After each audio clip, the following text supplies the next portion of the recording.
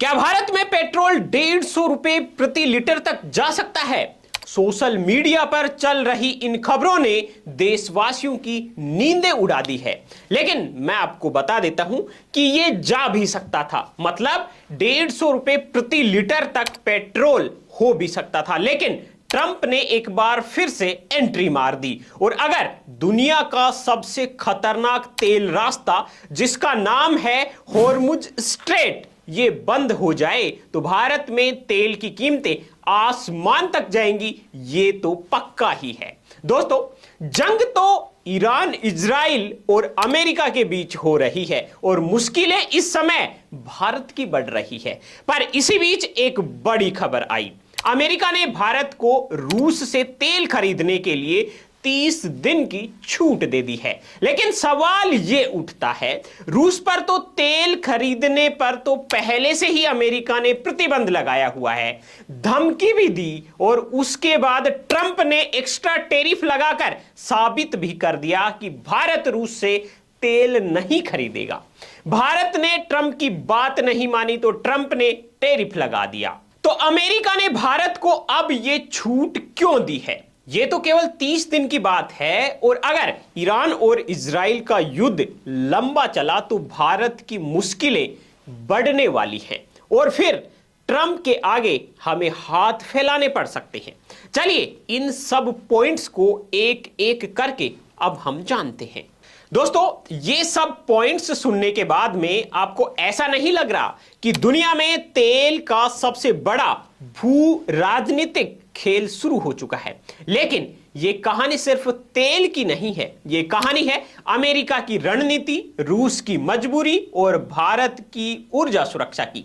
और अगर हालात बिगड़ते हैं तो इसका असर सिर्फ अंतरराष्ट्रीय राजनीति तक ही सीमित नहीं रहेगा, इसका असर सीधे आपकी और हमारी जेब पर भी पहुंचेगा। मतलब तेल महंगा हो जाएगा, गैस महंगी हो जाएगी। इसकी सारी कहानी के तार ईरान और इजराइल युद्ध से जुड़े हुए हैं। आपको बता दूं, दुनिया में अगर तेल का सबसे महत्वपूर्ण समुद्री रास्ता है तो वह है हॉर्मुज स्ट्रेट। यह समुद्री रास्ता ईरान और ओमान के बीच में स्थित है। दुनिया के लगभग 20% तेल टैंकर इसी रास्ते से गुजरते हैं। भारत के तो लगभग 35 से 40% तेल टैंकर इसी रास्ते से भारत पहुंचते हैं। यानी अगर यह रास्ता बंद हो जाए तो पूरी दुनिया में तेल सप्लाई पर बड़ा असर पड़ेगा। अभी ईरान और इजराइल के बीच तनाव तेजी से बढ़ रहा है। ईरान पहले भी कई बार चेतावनी दे चुका है कि अगर युद्ध की स्थिति बनी रही तो वो हॉर्मुज स्ट्रेट को बंद करने की कोशिश कर सकता है और बंद भी करेगा या फिर इधर से गुजरने वाले जहाजों पर हमला कर देगा। और आपको बता दूं कि युद्ध के दौरान किसी भी जहाज पर हमला करना कोई बड़ी बात नहीं है। अभी बुधवार को ही भारत से लौट रहे ईरानी युद्धपोत पर अमेरिका ने हमला कर दिया था और फिर वो श्रीलंका के पास डूब गया, जिसमें 87 सैनिकों की मौत की तो पुष्टि हो गई, 32 का रेस्क्यू किया गया। आपको बता दें कि इस जहाज पर लगभग 180 नौसैनिक सवार थे। लापता जो लोग हैं, लापता जो सैनिक हैं, उनकी तलाश के लिए अभी भी सर्च और रेस्क्यू ऑपरेशन जारी है। और वैसे भी किसी युद्ध क्षेत्र से कोई जहाज क्यों ही गुजरेगा?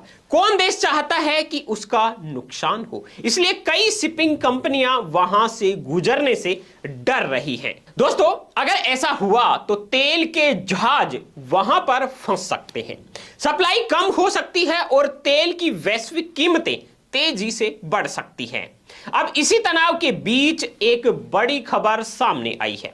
अमेरिका ने भारत को 30 दिन की छूट दी है ताकि भारत रूस से तेल खरीदता रहे। लेकिन इसमें भी एक समस्या है।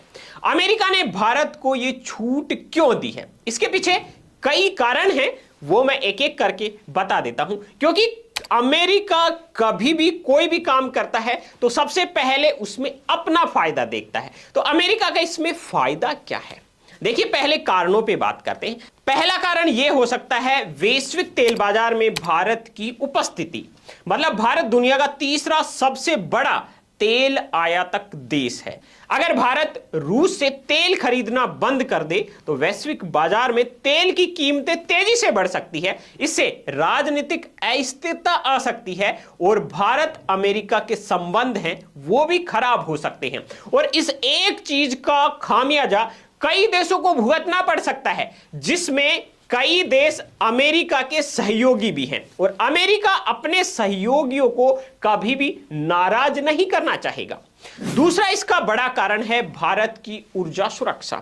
अमेरिका नहीं चाहता कि भारत अचानक ऊर्जा संकट में फंस जाए, क्योंकि ट्रंप और मोदी दोस्त हैं और वो एक दूसरे को कभी नाराज नहीं करना चाहते, क्योंकि भारत भी बहुत बार अमेरिका के काम आता है। अब आपको ये समझाते हैं कि रशियन ऑयल की इंपॉर्टेंस आखिर भारत के लिए कितनी और क्या है। दोस्तों, भारत के कुल तेल आयात का 30 से 35% तेल रूस से आता है। रूस अक्सर भारत को डिस्काउंट में कच्चा तेल देता है। अगर यह सप्लाई रुक जाए तो भारत को सऊदी अरब, इराक, यूएई और अमेरिका से ज्यादा तेल खरीदना पड़ेगा, जो अक्सर ज्यादा महंगा पड़ता है। और इसका नतीजा क्या होगा? तेल की कीमतें फिर से बढ़ने की संभावना बढ़ जाएगी।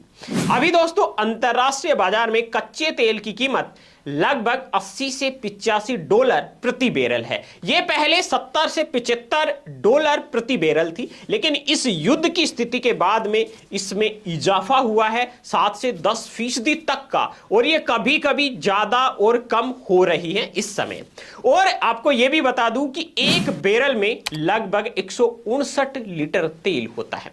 अगर तनाव बढ़ता है तो यह कीमतें 150 डॉलर प्रति बैरल तक जा सकती है। मतलब अब की करंट रेट के हिसाब से दोगुनी तक हो सकती है। और इस स्थिति में भारत में पेट्रोल की कीमतें भी 120 रुपए प्रति लीटर से 150 रुपए प्रति लीटर तक पहुंच सकती है।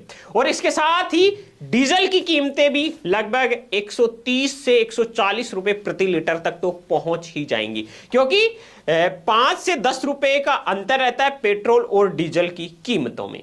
अब दोस्तों, सोशल मीडिया पर एक खबर और फैल रही है कि भारत में सिर्फ 25 दिन का तेल बचा है, लेकिन सच्चाई यह है कि strategic petroleum reserve, refinery stock और कंपनियों के स्टॉक को मिलाकर भारत के पास हर समय 65 से 75 दिनों का तेल भंडार रहता है। अगर हालात बिगड़ते हैं तो सरकार स्ट्रेटेजिक ऑयल रिजर्व का इस्तेमाल कर सकती है, दूसरे देशों से अतिरिक्त तेल आयात कर सकती है, चाहे उसको महंगा पड़े। इस स्थिति में टैक्स कम करके सरकार कीमत को कंट्रोल करना चाहेगी, नियंत्रित करना चाहेगी, और इसके साथ ही वैकल्पिक ऊर्जा पर जोर बढ़ा सकती है। मतलब जो नए एनर्जी सोर्स हैं उन पर काम कर सकती है। मतलब सरकार नहीं चाहती कि तेल की कीमतें बढ़े और जो इंटरनेशनल क्राइसिस चल रहे हैं उसका ज्यादा असर भारतीयों पर पड़े, क्योंकि आने वाले दिनों में कई राज्यों में विधानसभा चुनाव भी हैं और वहां बीजेपी की पकड़ काफी मजबूत है, या कई जगह पर बीजेपी अपनी मजबूत पकड़ बनाना चाहती है। फिर भी सबसे बड़ा सवाल यही है, क्या मिडिल ईस्ट का ये क्राइसिस है दुनिया का अगला तेल संकट बनने वाला है? क्या हॉर्मुज स्ट्रेट बंद हो सकता है? और अगर ऐसा हुआ तो क्या भारत में पेट्रोल सच में 150 रुपए प्रति लीटर तक पहुंच सकता है, या फिर मोदी सरकार इसको नियंत्रित कर सकती है? आपको क्या लगता है, मोदी सरकार इसको कंट्रोल कर पाएगी या नहीं? कमेंट में अपनी राय जरूर बताएं। और अगर यह जानकारी महत्वपूर्ण लगी है तो इस वीडियो को कर दीजिए लाइक और शेयर। बाकी लेटेस्ट ट्रेंडिंग खबरों के लिए बीएन हिंदी न्यूज को अभी यूट्यूब में सर्च कीजिए, सब्सक्राइब कीजिए और बेल आइकन को प्रेस कर लीजिए, ताकि सबसे पहले आपको बीएन हिंदी न्यूज की खबरें मिल सके।